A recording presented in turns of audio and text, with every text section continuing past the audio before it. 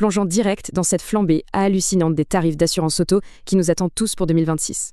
Mais honnêtement, nos voitures sont-elles vraiment protégées face à une météo devenue complètement dingue et imprévisible? Rien qu'en une année, les dégâts climatiques sur les véhicules ont coûté la bagatelle de 2 milliards d'euros. Alors, pour renflouer les caisses, l'État a tout simplement augmenté la fameuse taxe CatNat de 50%. Si on ajoute l'inflation et les réparations, boum, c'est facilement 50 € de plus sur la facture annuelle. Bref, cette garantie CatNat, c'est une protection obligatoire incluse par la loi dans chaque contrat auto. Sauf qu'il y a un énorme piège. Elle ne s'active qu'avec un arrêté ministériel officiel. À l'inverse, la garantie TGN, elle, protège de suite le véhicule contre la grêle ou les tempêtes.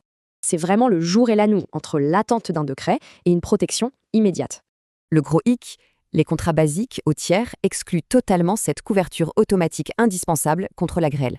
Du coup, rester au tiers simple aujourd'hui, c'est ultra risqué. Il faut vraiment envisager d'améliorer sa couverture. Prenons un exemple. Marc, en Occitanie, a dû payer toute la carrosserie grêlée de sa propre poche. Un vrai coup dur. Surtout qu'une formule Tierce Plus ne lui aurait coûté que 128 € annuels. Et bien sûr, la géographie joue énormément. Dans les régions du sud ultra exposées, les primes s'envolent, littéralement. Alors, comment on arrête de jeter l'argent par les fenêtres? C'est le moment de passer à l'action. En suivant ces 5 petites étapes simples, on sécurise une super protection climatique sans se ruiner. Super nouvelle, si le prix augmente hors contrat, on a 30 jours pour résilier sans aucun frais.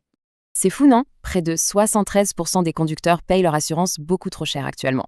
Heureusement, comparer des centaines d'offres via des plateformes comme Je Switch permet de reprendre le contrôle direct. Dénicher la formule parfaite permet quand même de garder plus de 320 € en poche chaque année. La question à se poser maintenant, quelles pires exclusions invisibles se cachent dans les contrats actuels?